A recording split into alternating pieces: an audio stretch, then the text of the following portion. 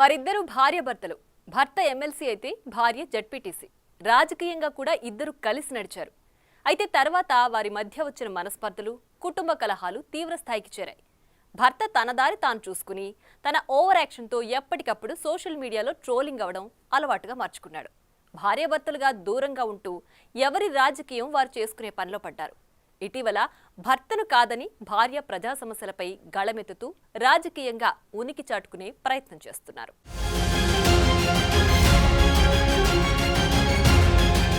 MLC Duvvada Srinivas, వాణి మధ్యలో దివ్వెల మాధురి. వీరి family episode గురించి 2 తెలుగు రాష్ట్రాల్లో తెలియని వారుండరు. ప్రస్తుతం వారి వివాదం కోర్టులో కొనసాగుతోంది. దువ్వాడ వాణి గత కొంతకాలంగా మీడియాకు దూరంగా పిల్లలు, కుటుంబ వ్యవహారాలు చూసుకుంటూ సైలెంట్ గా ఉంటున్నారు. అదే సమయంలో దువ్వాడ శ్రీనివాస్, మాధురి మాత్రం చట్టాపట్టాలేసుకుని గుళ్ళు, గోపురాలు, విహారయాత్రలంటూ తెగ హడావిడి చేస్తున్నారు. మరోవైపు రీల్స్ తో, సోషల్ మీడియా ఇంటర్వ్యూలతో బిజీగా గడుపుతున్నారు.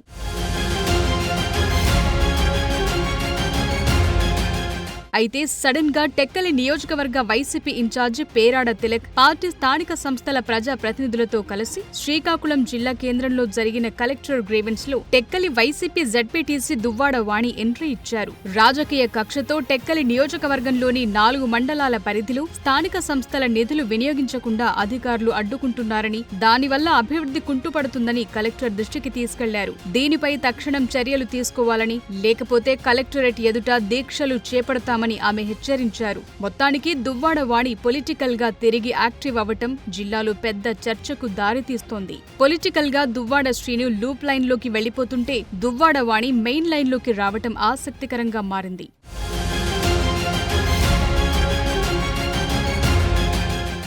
దువ్వాడ వాణి కన్నవారిది ముందు నుండి రాజకీయ నేపథ్యమున్న కుటుంబం.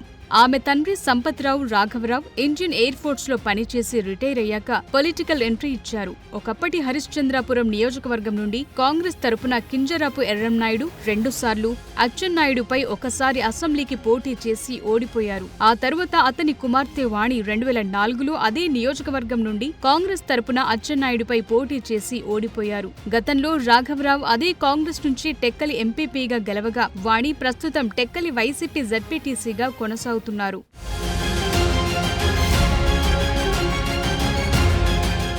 ఇక వాణి భర్త దువ్వాడ శ్రీనివాస్ కాంగ్రెస్ పార్టీ ద్వారా రాజకీయాల్లోకొచ్చారు. 2006లో శ్రీకాకుళం జిల్లా పరిషత్ వైస్ చైర్మన్ గా పనిచేశాడు. దువ్వాడ శ్రీనివాస్ 2009లో కాంగ్రెస్ పార్టీకి రాజీనామా చేసి చిరంజీవి ఏర్పాటు చేసిన ప్రజారాజ్యం పార్టీలో చేరి 2009లో జరిగిన అసెంబ్లీ ఎన్నికల్లో టెక్కలి నియోజకవర్గం నుండి పోటీ చేసి ఓటమి పాలయ్యారు. తరువాత వైసీపీలో చేరి 2014లో టెక్కలి నియోజకవర్గం నుంచి పోటీ చేసి ఓడిపోయారు. 2019లో శ్రీకాకుళం ఎంపీ అభ్యర్థిగా ఆయనకు జగన్ ప్రమోషన్ ఇచ్చినప్పటికీ పరాజయం తప్పలేదు. తరువాత జగన్ చలవతో 2021లో ఎమ్మెల్సీ అయిన దువ్వాడ శ్రీను ప్రస్తుతం ఆ పదవిలో కొనసాగుతూ దివ్వెల మాధురితో కలిసి సోషల్ మీడియాలో అలా కానిచ్చేస్తున్నారు.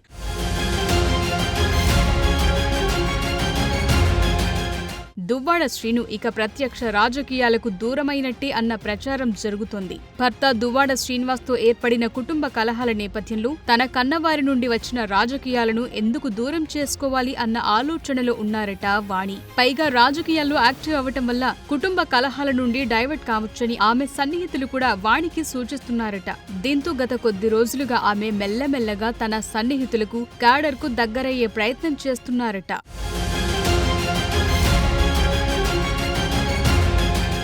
అసలు పలాసకు చెందిన దువ్వాడ శ్రీనివాస్ టెక్కలిలో ఆ మాత్రం ఎదగటానికి తన తండ్రి రాఘవరావు వారసత్వమే కారణమని ముందు నుంచి వాణి చెప్తున్నారు. తనను వివాహం చేసుకున్నాకే టెక్కలిలో రాజకీయంగా అతను ఎదిగారని వాదిస్తూ వస్తున్నారు. అందుకనే దివ్వెల మాధురితో శ్రీనుకు ఉన్న రిలేషన్ తెలిసిన వెంటనే వాణి నియోజకవర్గ రాజకీయాలను తన చేతుల్లోకి తీసుకోవాలని యత్నించారు. అందులో భాగంగానే ఎన్నికల ముందు జగన్ను కలిసి తన భర్తపై ఫిర్యాదు చేశారు. శ్రీనుని తప్పించి తనకు నియోజకవర్గ ఇన్ఛార్జి బాధ్యతలు అప్పచెప్పాలని, లేదంటే శ్రీను వల్ల పార్టీకి చెడ్డ పేరొస్తుందని జగన్ దృష్టికి తీసుకెళ్లారట. ఆ తరువాతే శ్రీనుని తొలగించి జగన్ వాణికి ఆ బాధ్యతలు అప్పచెప్పారు.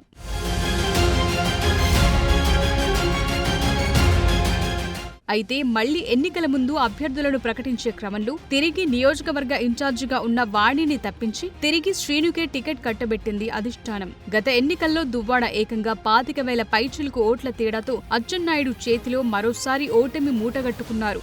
అదలా ఉంటే యూట్యూబ్ ఛానళ్లలో దువ్వాడ బిజీగా ఉంటూ పొలిటికల్ కెరియర్ ను చేతులారా గజిబిజి చేసుకుంటున్నారన్న వాదనుంది. ఆయన క్యాడర్ కి దగ్గరయ్యేందుకు అడపాదడపా పలు కార్యక్రమాలు చేపడుతున్నప్పటికీ అంతగా వర్కౌట్ కావటం లేదు. దీనికి తోడు జిల్లా పార్టీ శ్రేణులు కూడా శ్రీనుకి దూరమవుతున్నట్టు కనిపిస్తున్నాయి. అతని వ్యవహార శైలి నచ్చక జిల్లాలో జరిగే ఏ పార్టీ కార్యక్రమాలకు ఆయన్ను పిలవటం లేదు.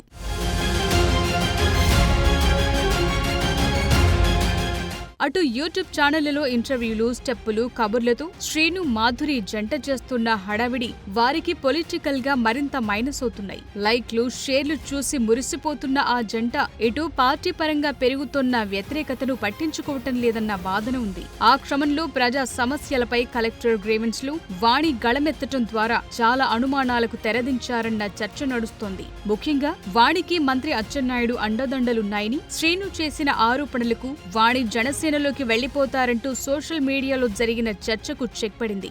గ్రీవెన్స్ లో గళమెత్తి తాను వైసీపీలోనే కొనసాగుతానని వాణి స్పష్టంగా చెప్పినట్లయిందని అభిప్రాయం వ్యక్తమవుతోంది.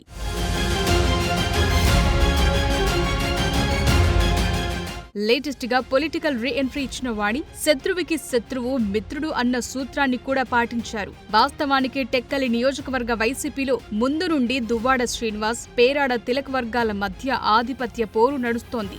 దువ్వాడ శ్రీను కుటుంబ వివాదం రోడ్డున పడటంతో వైసీపీ అధిష్టానం దువ్వాడ శ్రీనుని నియోజకవర్గ ఇన్ఛార్జి బాధ్యతల నుండి తప్పించి పేరాడ తిలక్కు ఆ బాధ్యతలు అప్పచెప్పింది.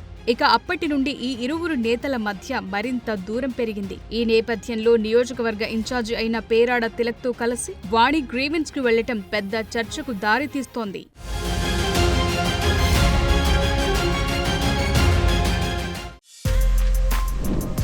For more videos like this, subscribe Big TV channel.